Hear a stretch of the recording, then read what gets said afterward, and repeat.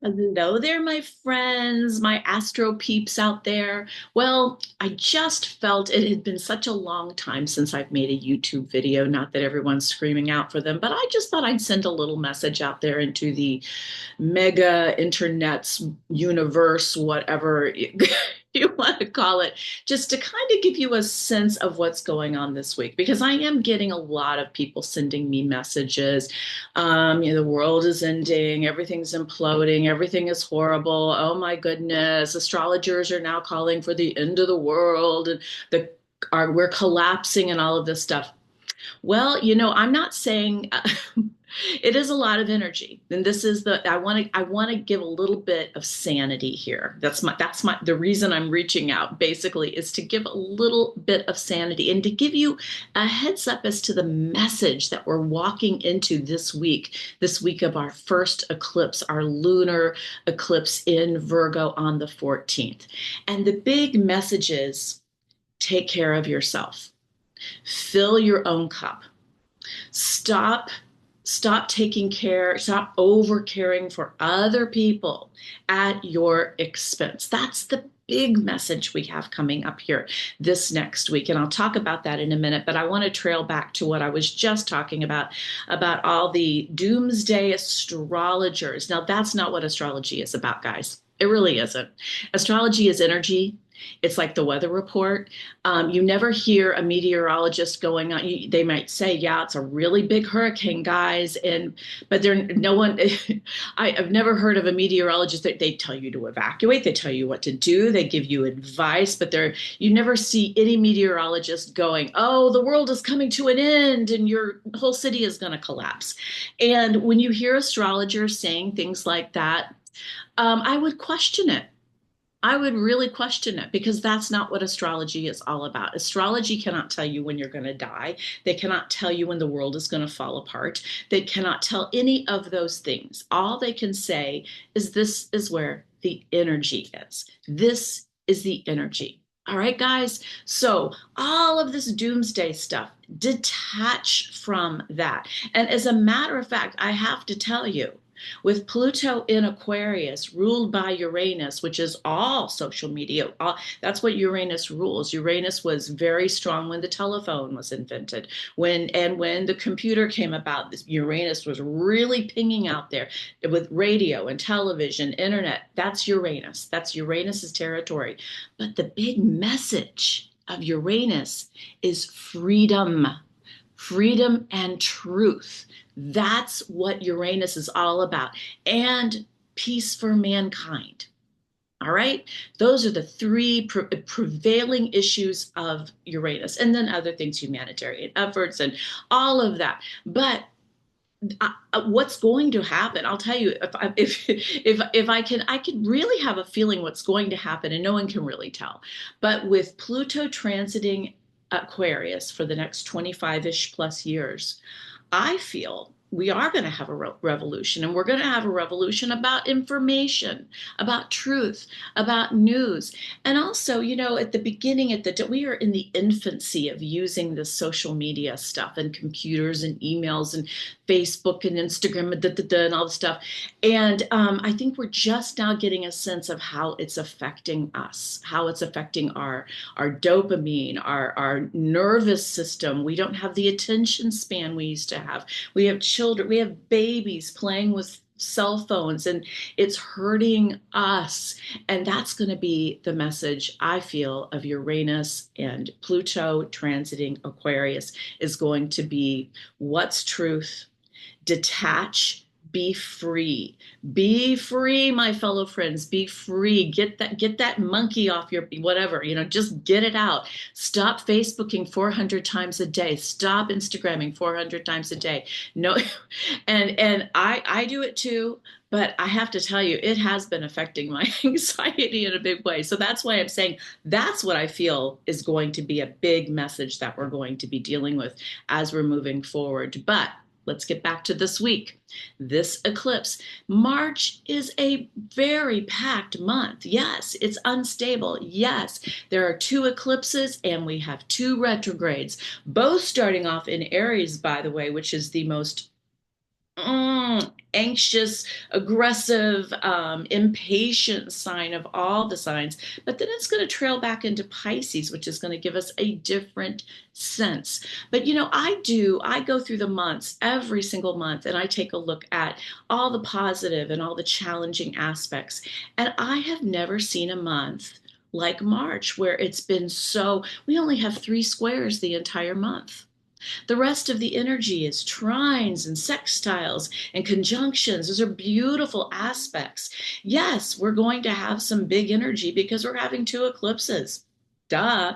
And we're also going to have a lot of miscommunication, a lot of retrograde energy, which is focusing on our RE words because of Venus and Mercury both retrograding in Aries, then back into Pisces. Yes. And by the way, this energy is not going to just get better in April. Mercury is going to retrograde till April 7th. Venus is going to retrograde until April 12th. And it's going to take the rest of April for this energy to straighten out. Plus, we're going to have the fallout from these eclipses, even though they are positive eclipses. All right. So the world's not coming to an end. Yes, we have change. Yes, and I know I'm disabling comments because yes, I know. Our country is going through a lot, but it's up to us. It's up to the collective we.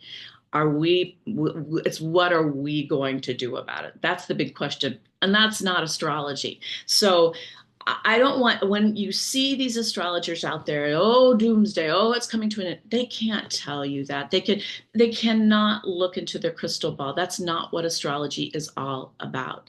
Now, this week, if you're still listening to me right now, if you haven't hung up, communication planet Mercury meets Venus in Aries on the 11th, and it's going to be a beautiful day for loving communication, even though Venus is retrograde and Mercury's still forward.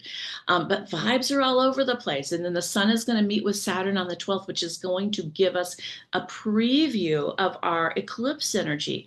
It's all about helping others only works when we're strong, when our cup is full, when we're healthy.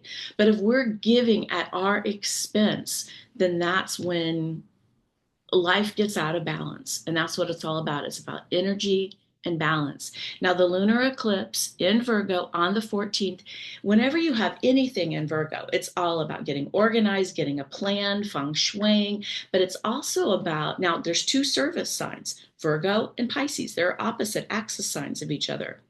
Now, Virgo is smart about their giving. They give, but they also have this little part of them that goes, all right, they have a little bit of a tough love thing about them, whereas Pisces will just give till it hurts, right? But with a Virgo, when we have a Virgo lunar eclipse, it's telling us to cut off the things that drain you. If you're giving and giving and giving and it's draining you, stop it. And also we have Sun has a sextile to Uranus on this day. A lot of positive aspects on this day, making us examine our approach to things. Are we being creative enough? Are we tapping into our true intelligence or just what we're being fed? Uranus wants us to be free. So it's a time to be patient. It's a time to think about our RE words, because on the next day, Mercury stations retrograde in Aries on the 15th and joining Venus, and they're going backwards. Yes, there will be delays, but they're blessings in disguise, I promise you. And that's all I have to say about next week. Just be patient. My biggest advice for eclipses is don't plan anything really huge on those days. I wouldn't get married on that day. I wouldn't sign legal papers on that day. Open the proverbial front and back door of your life and see what comes in and out. If something is eclipsed out of your life, it was meant to be. If something is eclipsed into your life, oh my goodness, what a blessing. It's meant to be. But just examine what happens to you the days before, the days after, and just know that as we're moving forward, these eclipses, the other one on the 29th, it's a beautiful eclipse, but it's energy and it's going to make us feel anxious. So if you're feeling anxiety, breathe into it. It's just a feeling. It's just like if you're standing in the ocean and you got the waves coming in and you see a big ocean out in the distance and you start to feel that water pull in with that wave, right? Have you ever felt that before? And this is what astrology is all about. You see the wave and you go, should I ride the wave and surf it? Should I dive under the wave? How am I going to deal with this wave? But thank goodness your back isn't to the wave, because that's what happens when we don't pay attention to the energy. And that's when it knocks the crap out of you, right? But you got to go with the flow. I'm wishing you all love. I'm wishing you all some peace. I'm wishing you all the power to detach from all of this. I'm not saying we're not going through a scary time. I'm not saying that there isn't anxiety. Um, prepare, prepare, of course. Don't be, it's foolish not to prepare. But at the same time, buying into the fear and allowing our energy to get tangled up into that fear is exactly what they want us to do. And I say that all right, we don't want to do that. We want to be a higher vibe. We want to be higher. We want to be with love. We want to sync with love. And we want to sync with the power of the universe and the rising tide. We can go with the rising tide or we can go with the lower tide. I'm going up with the upper. That's what I'm doing. I love you all. And peace. Peace to all of you. And I hope this isn't too upsetting. I don't mean to be, there's, just don't go with those dime store astrologers. I'm sorry. It's just what it is. Astrology is much more complex than that. And it's much more, it can't tell you those things. It can't tell you, yeah, people can go in retrospect and go, oh yeah, I knew that but I didn't hear them saying that beforehand. Now you have a lot of people calling out for all these disasters. And I would hate to be the astrologer who predicts it and is correct. Yikes. That's pretty nasty. I wouldn't like that. Uh, every astrologer that I respect, to be honest with you, is not saying this. They're saying we can all work collectively together. That's what this Uranus energy, that's what this Pluto and Aquarius energy, that's what all of these planets that are shifting, that's what they're all about.